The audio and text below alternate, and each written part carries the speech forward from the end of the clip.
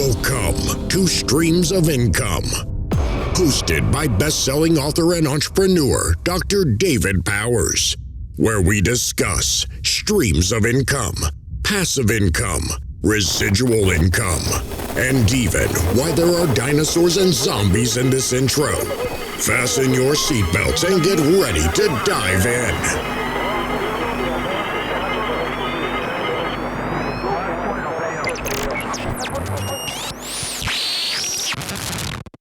All right, everybody, welcome to another edition of the Streams of Income podcast. And today we are here with Spencer Mitchell. I've known Spencer from another membership group that we're in together, and he's also in several different streams of income that I am very lightly involved in, and one really cool one that he's going to be my first guest ever to talk about this particular industry, hobby, passion, however you want to call it. And so before we get started, though, I want to let you know that Spencer is he's in a clandestine location and his Wi-Fi is not good. Sorry, which I'm happy for. Almost, it's a weird thing, but usually it's my Wi-Fi because I'm rural. I don't have broadband. I'm on like cell phone Wi-Fi because we're off grid a little bit, and it's not necessarily good for the podcast, but it makes me feel better sometimes when other people have civilized Wi-Fi and it doesn't work perfect.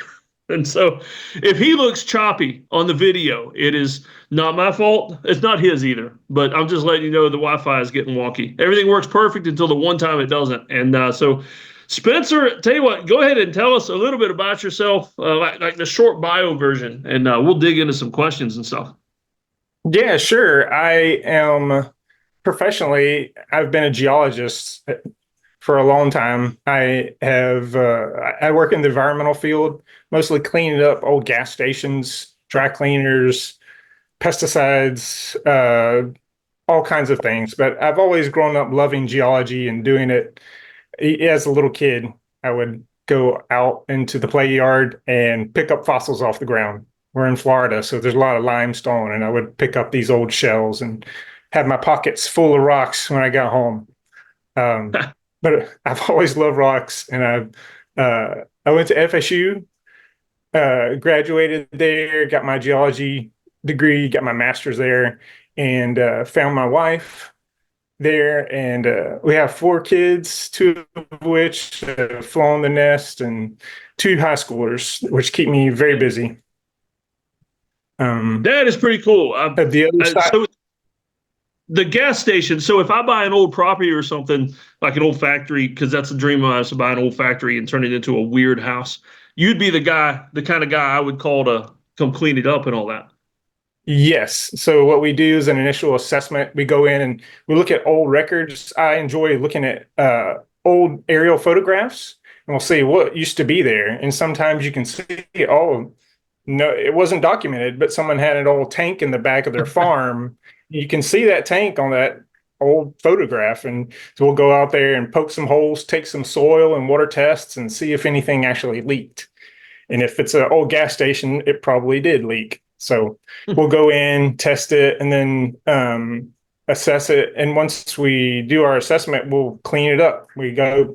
Sometimes we dig it. Sometimes we feed the bacteria that then eat the petroleum, or we treat it with different chemicals that'll encapsulate the dangerous stuff and just lock it in so it stays in place. We'll treat the water, do pump and treat systems. There's all kinds of ways to clean up different environmental sites. That's pretty neat. It's fun. I enjoy. Yeah, I'm imagining so many income from this kind of stuff. I mean, I assume you work for somebody else, but I mean, yeah, there's so many streams here you can come up with for this stuff. Yeah, there's a lot of different parts to it. And some people focus on just the assessment or just what's called phase 1s or phase 2s. And then some people just do remediation. I've done the whole gambit throughout the years. Right now, we're doing mostly the assessment and cleanup. We do a lot of cleanup for companies that do the assessments. That's pretty neat. I bought an old farm here in South Carolina, and I've looked at some older tax photos, like the GIS photos, And the dude had tractor trailers all over the place here, and we found buried oil drums and all kinds of stuff. So I guess that's kind of exactly what you're talking, but on a much bigger scale. Yeah, exactly. Well, sometimes it is small. You can get those small issues that end up making a big mess. Yes, we've done sites that have been acres of cleanup and sites that have been, we go in there with a 50-gallon drum and shovels and dig it up. But it runs the gambit. It's the Yeah. investigation part, the figuring it out, the detective work of going in and looking like, okay, where was it exactly? The soil's telling me, or the groundwater flow is going this way, so we want to put some wells over here. That's the fun part to me, the tracking it down, the investigation part of my job. That's fun. Yeah. That's man, that brings to mind a lot of the like the lawyer movies I've seen. Like there was one with John Travolta where they're doing groundwater and like the investigation part. It's like a big Yes. forensic puzzle, and that sounds pretty neat. Yeah, that's fun. Those movies are interesting. Of course, like every other movie and geology movie I watch, I'm like, oh, they would never do that. That's You know, not one of my real. favorite geology movies is The Core. How Oh odd yeah, is that one? that's fun. I have to watch those movies. This is just for entertainment. It's like watching a space movie. Just take it for what it is. You could do a YouTube channel or something if you wanted to, like analyzing movies like that from a geologist perspective. Because I've seen Navy SEALs do that, and they monetize their YouTubes, and all they do is they'll sit and they'll pull up a clip of a war movie, and they'll say, "Yeah, look at that gear, or look at those tactics, or there's no That's way a we'd do that." that's a fun idea. I like that. That would be an entertaining, especially if I had another geologist with me to go back and forth. Yeah, that'd be awesome. Have you ever seen Mystery Science Theater when it used to come on? Oh yeah. Oh yeah. I like them. They're fun. There you go, man. Two geologists and a robot, and you guys could. Yeah, I would watch that. I don't know if Yeah, anybody yeah. else would, but I'd watch it. Oh man, it's weird. Like hyper niches like that. It's crazy how people will really get into it because it's not really geology, but it is digging. But me and my kids, we'll watch TikTok videos sometimes of the guys that pump septic tanks, and it is really, really gross. But the guys are so funny. I mean, some of the stuff they use to describe what they're doing. Oh, that's funny. I haven't watched that. I do watch other shows like Oak Island, Mystery of Oak Island, or Curse of Oak Island, Oh, which it's yeah. all digging and treasure hunting, which is my other hobby, treasure hunting, um, which is what eBay is. It's just treasure hunting. But it's just that on a big scale with big drill rigs and equipment that I would love to use in my daily life. Yeah. Yeah. All right. So you mentioned Florida. Whereabouts in Florida? Because I've been down there cavern diving, and I mean those limestone caverns and everything are amazing. I've never found any mastodon teeth or anything really cool like that, but it's really neat what is in Central Florida as far as the geology. Oh yeah, I live in Tallahassee, which is Okay. the North Panhandle. It's we have a bunch of springs around us too. You just have to travel it around. I've done a little bit of diving, but that not much. It's dangerous, especially cave diving. Yeah. But there you can definitely find some cool fossils down South Florida on the Boneyard area Yeah. along So Tampa, so I kind of Ocala area. interrupted you to talk geology. You told me before you've been in eBay and also Amazon for quite a while as well, as far as income streams. Yeah, I've done eBay since, well, I started in May of 2001, but that was just tinkering with a little bit here and there. Occasionally I'd find something and sell it. But I really got started when my pastor's wife is known as the queen of eBay here, and she's been doing it for years. If anyone knows anything about eBay, she does. And she knew that I liked jewelry as part of being a geologist. I love gems. I love metal and working with metal.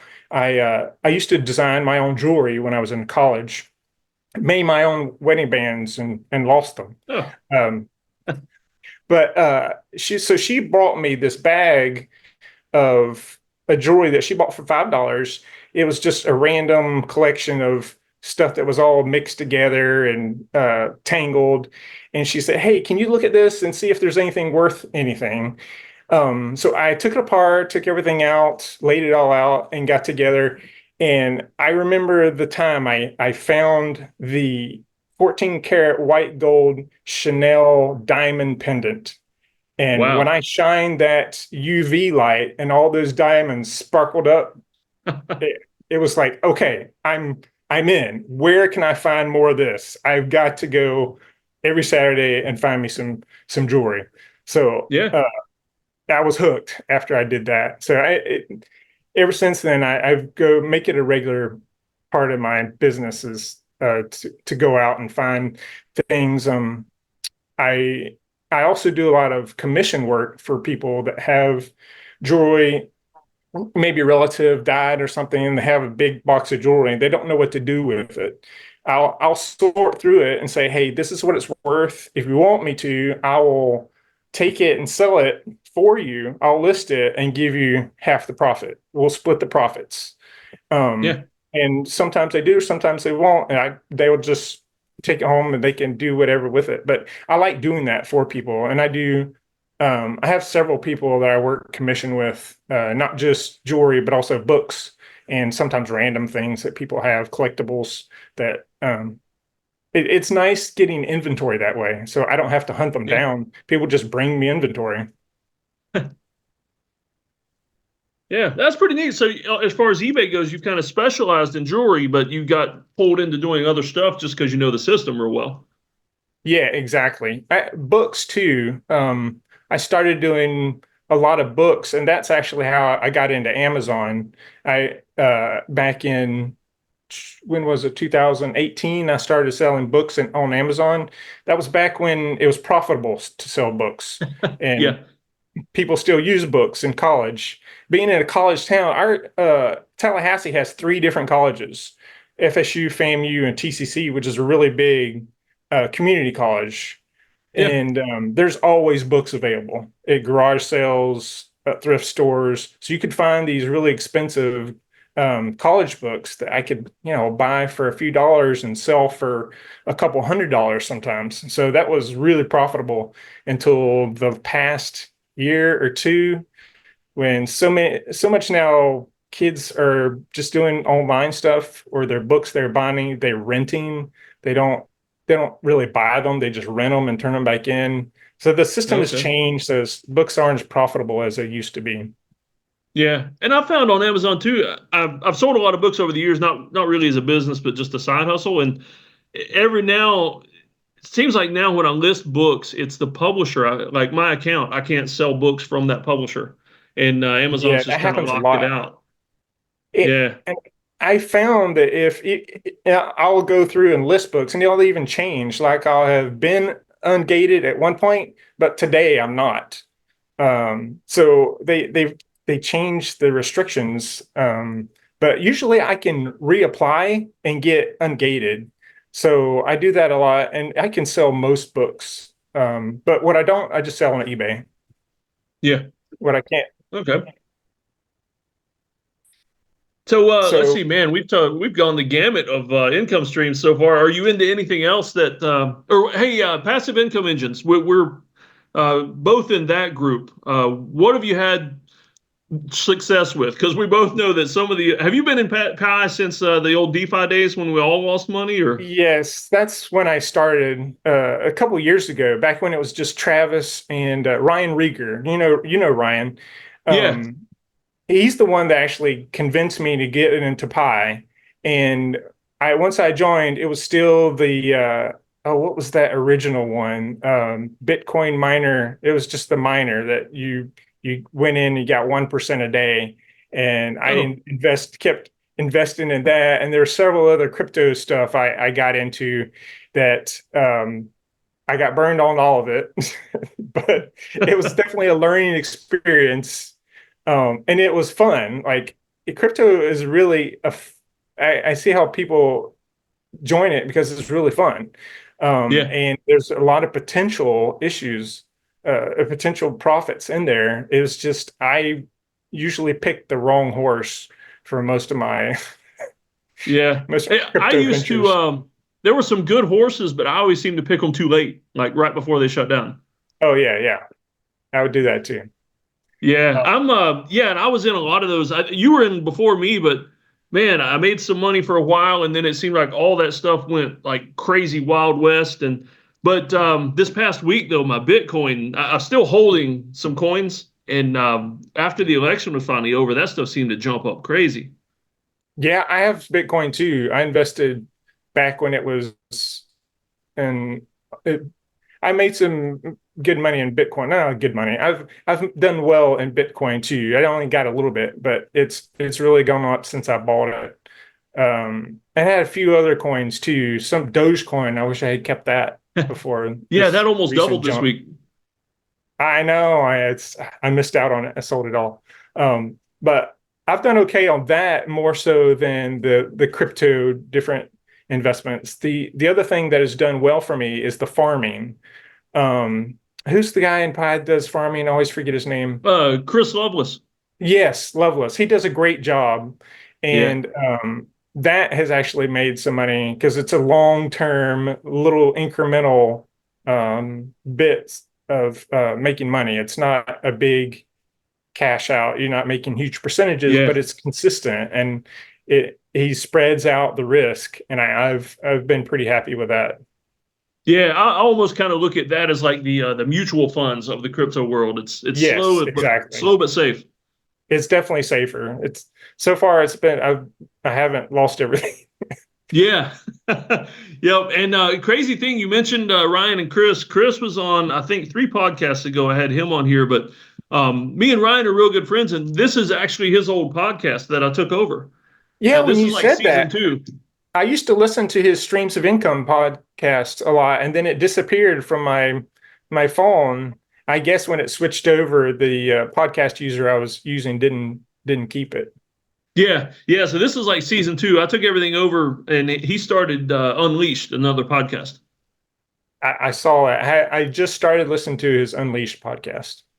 Yeah, it's pretty cool. It's a lot like his old streams of income, but he seems a little more free. Like some of his guests are a little wilder and a little more fun and everything.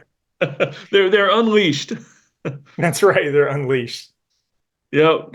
All right, so let's So see. What else are you into for money? Streams of income.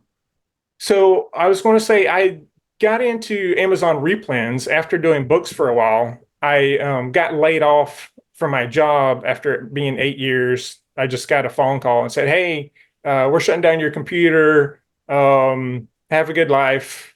Wow. We'll need you to turn that computer in next week." So I said, "Okay, well, I guess I'm going to go deep into Amazon now." So That while is I a was looking highly for that, technical job, though, to get. I mean, I can understand people from fast food and stuff getting fired easy, but you a highly educated, highly skilled job. That seems crazy to get laid off. yeah, it's just part of the industry. Unfortunately, there's a lot of large companies that eat up and buy off the small companies. And Uh, I've been laid off twice, and that's what happened wow. both times. They come in, they buy up the small company, and then they're required to keep people for a year. And then after that year, they say, bye bye, we got what we wanted, which is normally the client list of Yeah. their Wow. original business. So that's what happened to me. And then while I was looking for other jobs, I got into Amazon replans and went and encouraged some other people to do it too, and got really involved with Jim's Silent podcast, the Silent Sales Machine podcast. Yeah. I want to get Listen to him on here that. one day. Yeah, he's really good. Um, Learned a lot from him and really ramped up replan. Started going to grocery stores, and even ordered some stuff online. Opened up some wholesale accounts. Started doing that, and I shipped a lot. I made a little bit, and it just became for me, and while I was part-time and I had a lot of extra time, I was doing pretty well. But then I found another job and got back to a 40-hour plus regular geology job. And then the amount of time I was spending on Amazon just didn't make the cut. Like there's so many Yeah. expenses, there's so many little programs and stuff you have to make it profitable. It was really hard to maintain a good profit doing the replens model just part-time or very part-time, which is what all I had to give with kids and life and my 40-hour a week job. So I've been scaling back all the replan stuff, and I still sell books occasionally, but it's really mostly eBay, and it's mostly eBay right now. Just a little bit of Yeah. Amazon. Okay.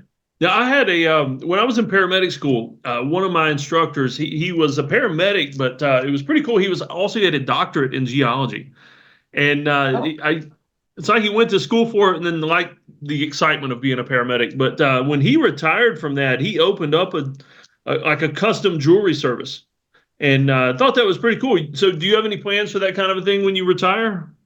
I That would be fun. I would really enjoy that. And I've played with the idea of going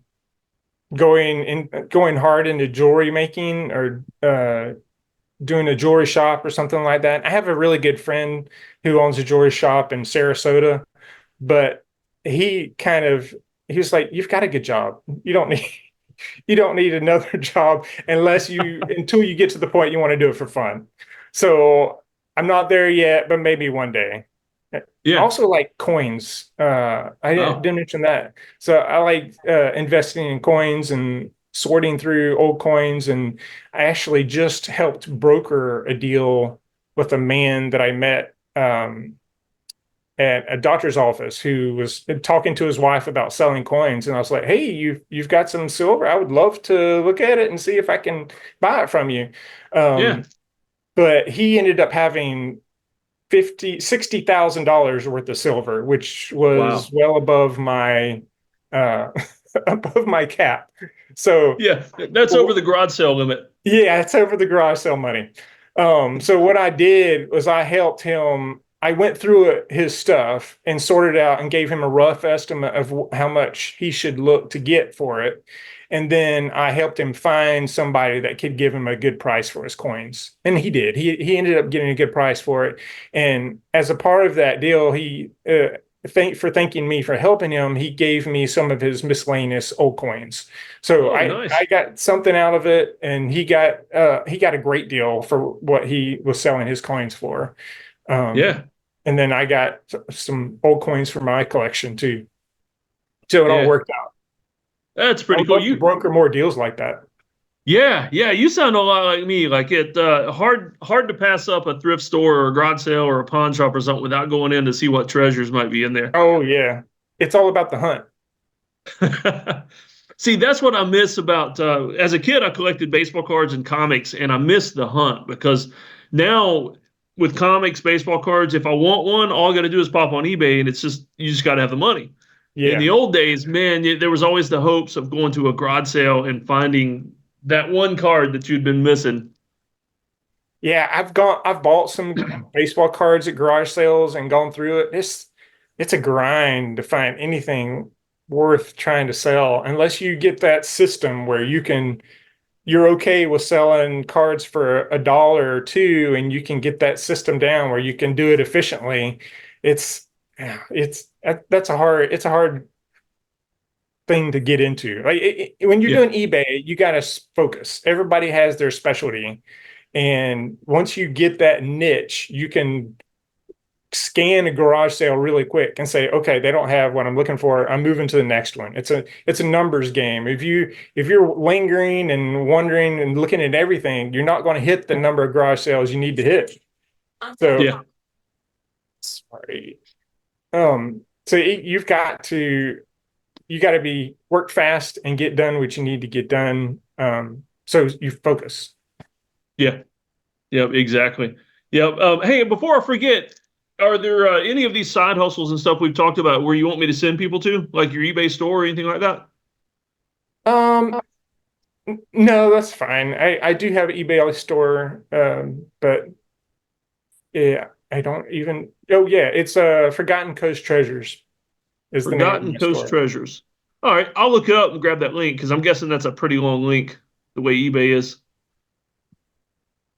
Forgotten Coast Treasures. Okay. Yeah. So that way, if people want to grab some coins or something from you, they can look you up. Yeah, thanks. Appreciate that. Yeah, I'm intrigued by everything you're into because it's weird because I interview a lot of people that don't have W-2 jobs. But what I find most interesting sometimes are the W-2 jobs, but what you do for fun that makes a little bit of money, but it's just so much fun you can't quit doing it. Yeah, it is that. I enjoy it. It is fun. Like I enjoy the hunt. I enjoy looking. Even enjoy helping people with their jewelry, or they bring me stuff in. I like, oh, let's look through this. And even if I'm not selling it for them, I enjoy the treasure that I can provide to them. It's like, did you know this is worth this? Bet you didn't realize that this was an old World War II medal from that your uncle gave you, and that it recognizes this, and little stuff like that that you can provide a story to something that someone was just, it was just stuff or just junk, and you can add that story to the thing to make it valuable.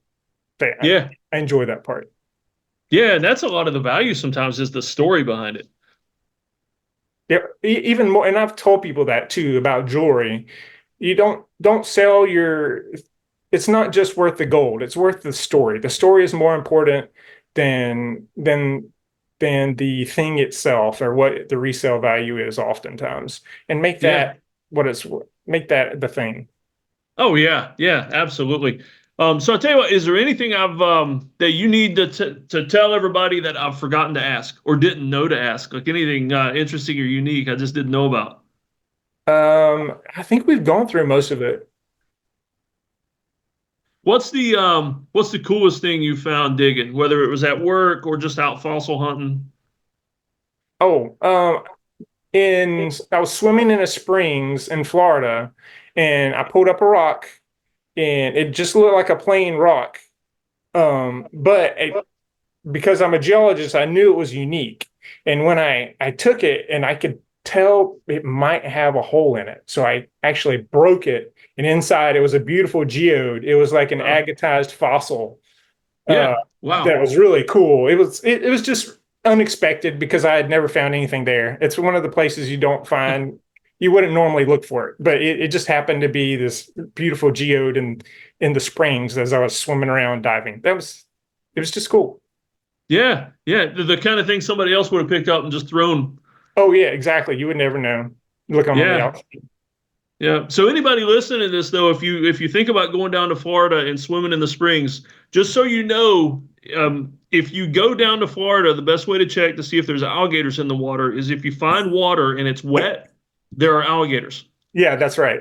They don't bother you. It's fine. You get used to they them. they don't like human taste. They like other stuff better. That's right. Unless you Yeah. got a No, I mean dog I've weed. seen plenty Sometimes of gators and snakes down there when I've been swimming and stuff, and yeah, never been bothered. Everything usually just runs away. moccasins will chase you, but other than that, you're usually pretty safe. Yeah. All right, so I'll tell you what, one last question before we close out. What I like to ask everybody is if money's not an issue, if you could pick one stream of income that you did the rest of your life, that you think you could enjoy the rest of your life, no problems, what would that dream stream of income be? Yeah, I've often thought about this, and I have a hard time deciding. I would have like a jewelry store slash chocolate shop where I can eat dark chocolate and make it, and at the same time come over here and sell jewelry and help people figure out what they've got.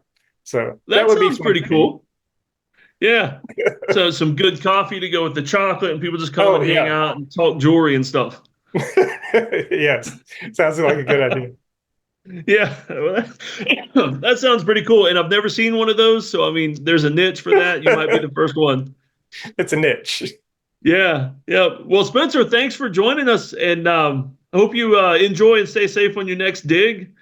And I'll put everything in the show notes too, the eBay link and all that kind of stuff. And I hope everybody found some interest in this because when the second you told me you were a geologist, I thought I've got to get you on here because you're going to tell me stuff and expose people to streams of income that they probably would never think of. Well, thank you. I appreciate it. It was fun talking to you, Dave.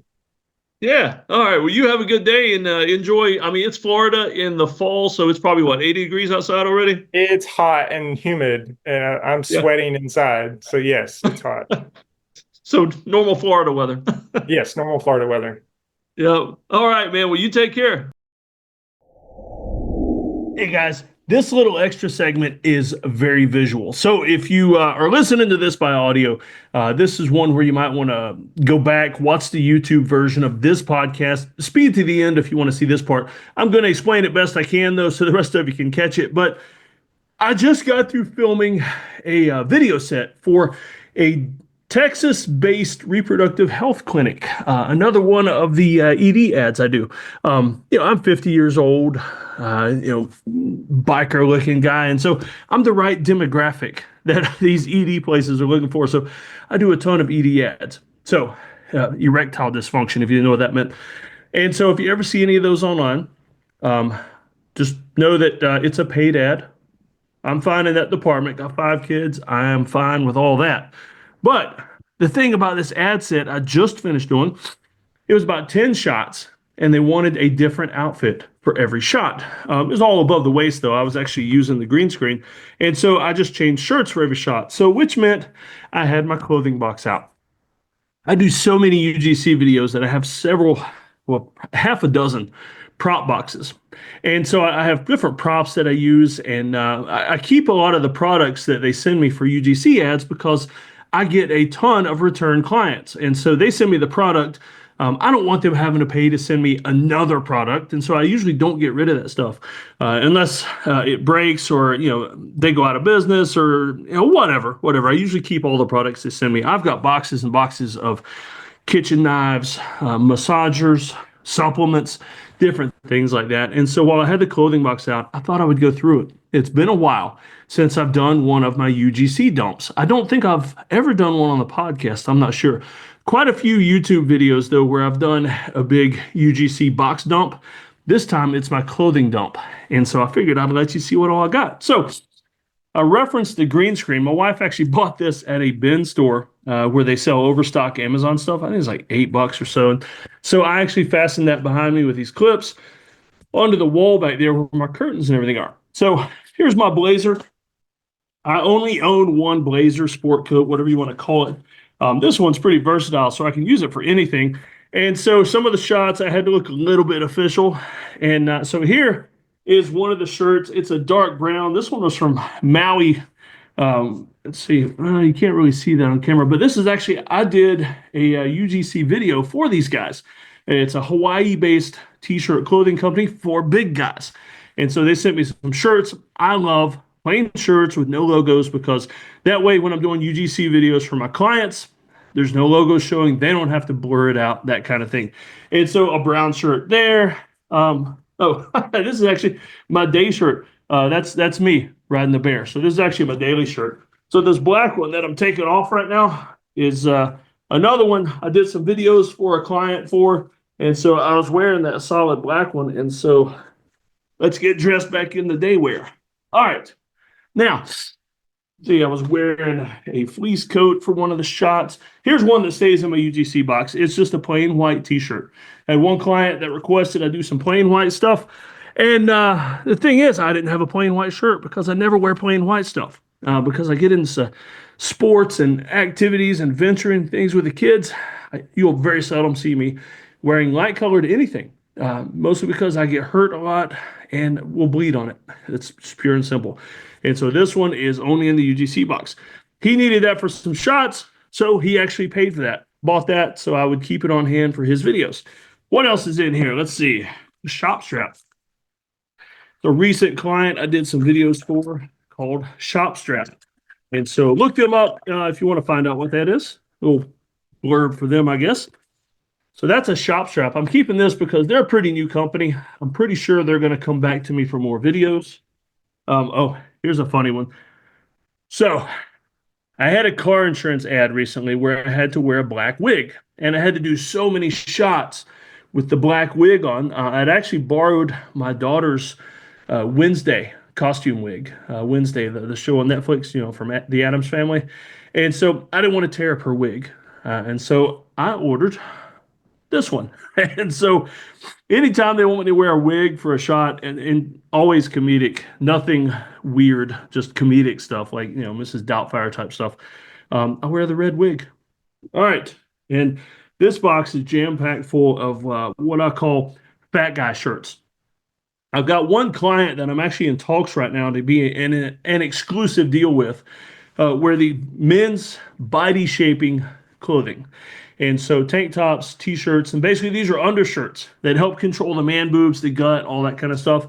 I've done so many ads for them, and they're fun because I like pooch out my belly real big and everything. Then I suck it in like it always looks.